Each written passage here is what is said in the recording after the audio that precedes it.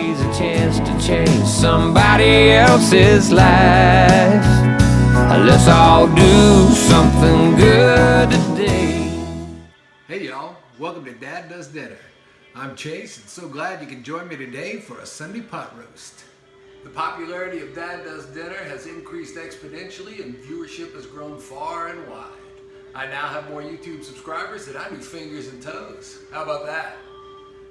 I'm even getting constructive viewer feedback. For example, my brother just wishes my videos were shorter, and the mother of one of my viewers says she wishes I wouldn't look like I was cooking in my pajamas and my counters had too much stuff on them. I've got good reason for my choice of casual wear and counter clutter.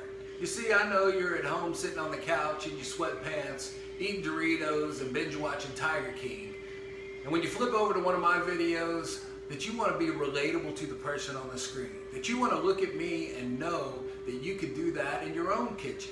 I mean, if I came in here with my designer wear and my impeccable looking kitchen, looking like the TV star that I am and you're not, you might not relate to me as well.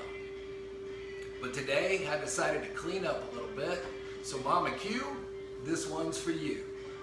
So today we're going to be braising our Sunday pot roast. I have here a 2 3/4 pound boneless chuck roast that I'm going to start by liberally seasoning with salt and pepper.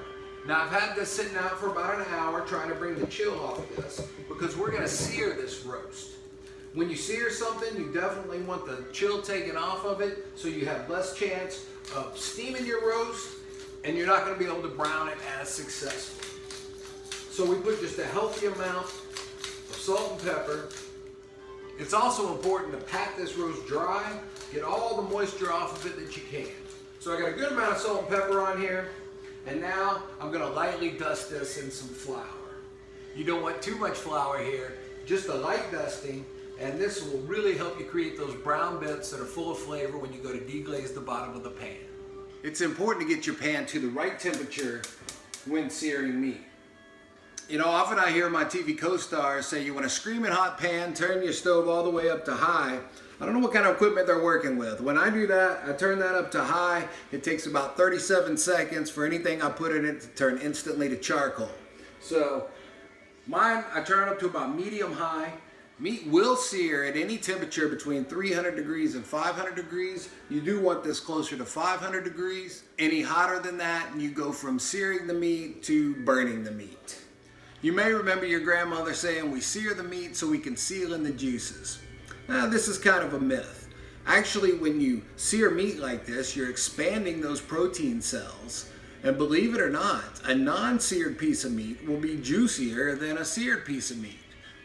This is going to have plenty of juices in it though. After we sear this meat, we're going to braise it. Now braising is a process that's done in hot liquid and it breaks down the collagen that's in the meat and it turns it from collagen to gelatin. When choosing a piece of meat to braise, you do want a piece of meat with lots of interconnective tissue. Almost any type of roast you see in the store will work. A brisket flat will work. Also ribs work real well in a braise. I'm going to check the temperature of our pan. That's right at 475 degrees. That's a perfect temperature for us to sear. I'm going to add about a tablespoon of canola oil, and then I'm going to carefully add my meat. Now the key here is patience. This is going to take probably 3 to 4 minutes per side. If I check it too early, I'm going to interrupt that process and it's not going to sear properly. What we want here is a deep golden brown on all sides of our meat. This is called the Maillard effect. That's named for a French scientist who in 1912 was doing some protein synthesis experiments and he described this process. All right, it's been just over 3 minutes, so we're gonna see what we got. It's coming right up. And then take a look. That is the color we're looking for. I'm gonna flip it over, do it on the other side. That releases nicely. Once again, we have this good golden brown, and I'm going to go ahead and sear the sides of this too. I'm just going to hold it with my tongs. Now at this point, the cooking process has already started, so this isn't going to take long to do on each side. Probably 45 seconds to a minute per side. All right, we're just finishing up our sear on all sides. This looks really great. I'm going to remove it from the pan. Right away, I'm going to add a whole onion and bell pepper. I've cut these into about 1.5 inch chunks. I just want to get these sweating a little bit, and anytime I'm sweating vegetables, I add salt. So I'm just trying to get a little bit of color on these. So now I'm going to add 2 carrots cut into 2-inch pieces and 2 parsnips. If you've never used a parsnip before, it's a root vegetable. It's a lot like a carrot that's a little sweeter and denser, and also has the earthiness of parsley to it. So we're just trying to build flavors here. And then finally, I'm gonna add a whole clove of garlic. I separated my garlic pods. I gave them a light smash, peeled them, and now they're going in mostly whole. When we remove the meat, we left a lot of flavorful brown bits in the bottom of the pan. So we want to do what's called deglazing. Deglazing can take place with any type of liquid, water, broth, or in this case, red wine. So I've got about a 1/2 cup of red wine.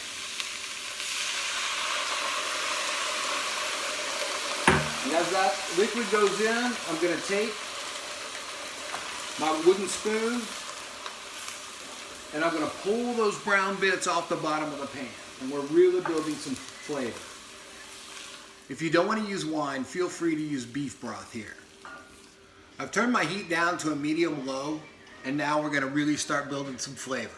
I've also started to preheat the oven to 275 degrees.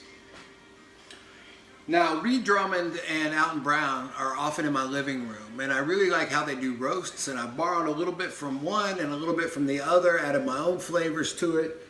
With a pot roast, just about anything goes. You need vegetables, you need flavor, and you need a braising liquid. I like a combination of sweet, savory, and a little bit spicy. So I've got a tablespoon of brown sugar, soy sauce.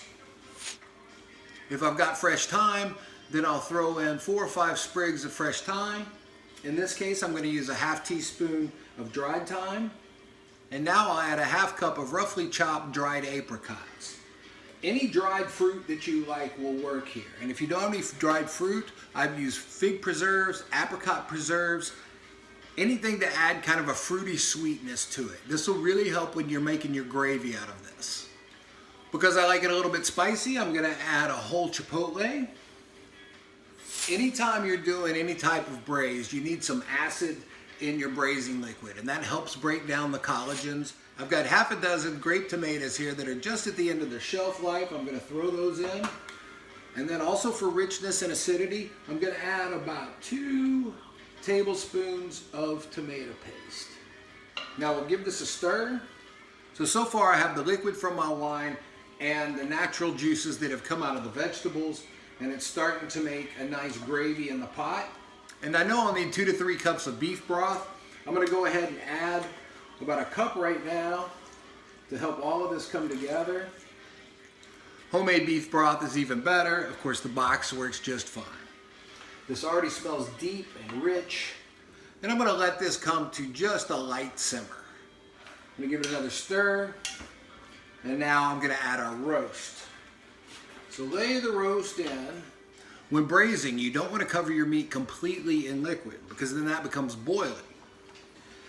So I'm going to add enough beef broth until it comes just to the top of the roast. If you are using a homemade broth here and you pulled it out of the refrigerator, at least bring it up to room temperature, if not warm it a little bit, because you don't want to add the cold broth to the hot pot.